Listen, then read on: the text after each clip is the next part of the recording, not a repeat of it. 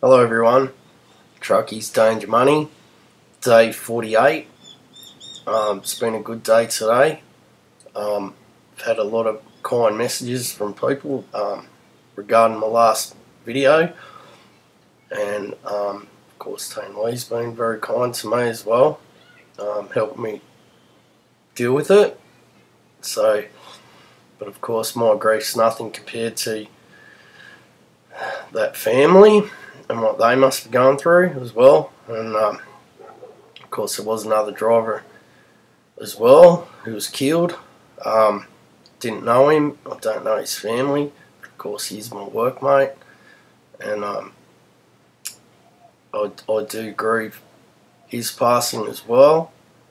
Of course it's coming up to day 50 on Saturday, and Saturday my petitions will land in Tasmania and start being spread out from there, which is good because it gives a bit more time for the petitions I've sent to Western Australia to arrive to all the roadhouses that I've sent them to, because some of those places are quite remote, and might take a bit of time for them to arrive and then get spread around, which is good. Also, I wanted to thank Brian Turpie from the Long Haul Drivers Association. Brian's been very kind to me. I did offer to help Brian if he needed. Of course, the Long Haul Drivers Association is meeting with the Fair Work Australia to amend our award system to a more fairer pay rate for everyone, which is very good, and they deserve my thanks and everyone else's thanks for doing that on our behalf. And I did offer to help Brian, and hopefully if he needs me to fetch him coffees or run the photocopier or anything like that, run an errand, quite happy to do that in support of him and the association's efforts, even though I'm not a member there. Of course I do believe that blokes in the industry should be the ones that make the decisions, unlike the Safe Rates Committee that doesn't actually have a truck driver on it, as we all know. Just another thing, someone was having a go at me last night on the internet that if I wanted danger money I should go to Tarankout in Afghanistan and cut sand, and I find that very disrespectful to my friends that are serving in Afghanistan, and also my family members that are serving on our naval ships in the Gulf over there, protecting all of us. So why anyone would want to disrespect our serving military personnel and try and goad me into some kind of argument about that, but of course they are much braver people than the people that would have a crack at me over the internet. So I'd be quite happy to go over there and cut sand for him if I'm asked to. I'm not scared.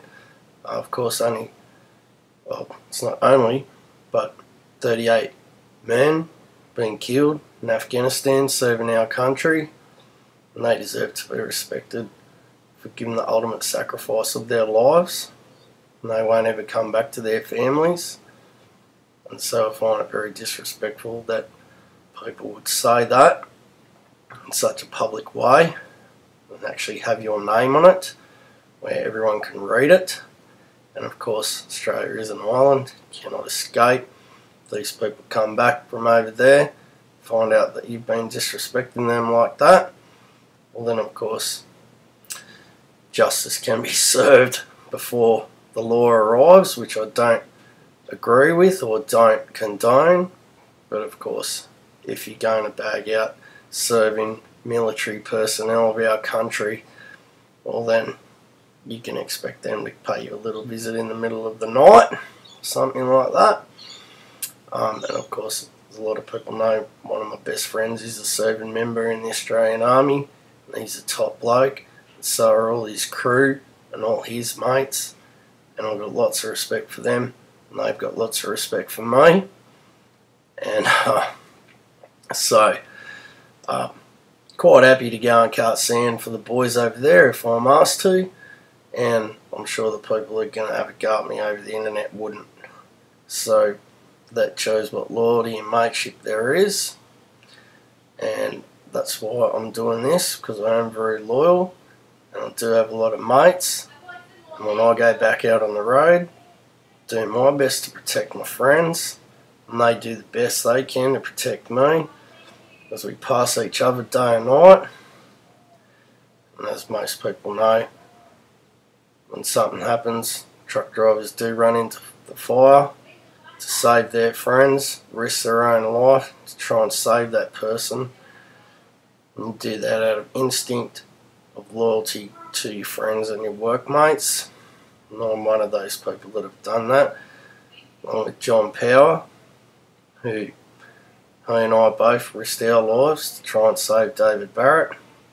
Of course, everyone knows the outcome of what happened there, and that's why I'm petitioning for everyone to receive this payment, because it is so dangerous.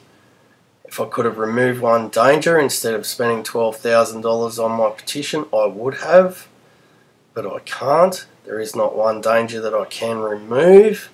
In fact, every single day more dangers are added to the job, because there's more people getting their licence, inexperienced drivers that truck drivers do have to contend with. The roads deteriorate. There's a lot more worse weather around, as people know. Stuff like that, and also the economic pressures that people are under at the moment due to the economy and stuff like that, all adds up to being dangerous, and that's why our good men are being killed on the road.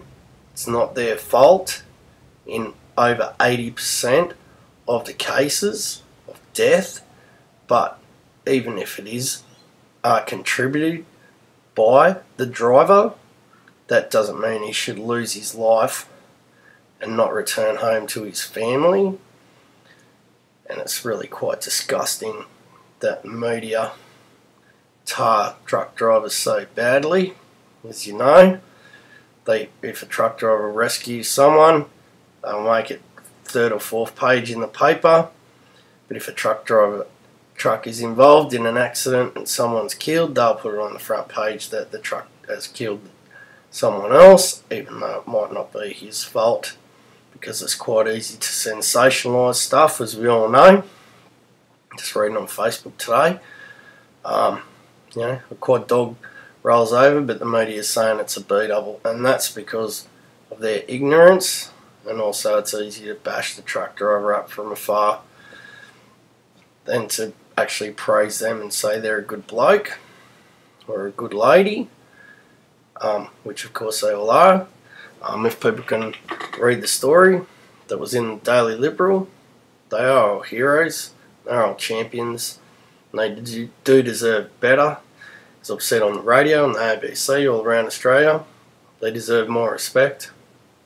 They deserve to be paid to risk their lives day in and day out for more than just cents per kilometre or the hourly rate. So please keep it safe out there, everyone.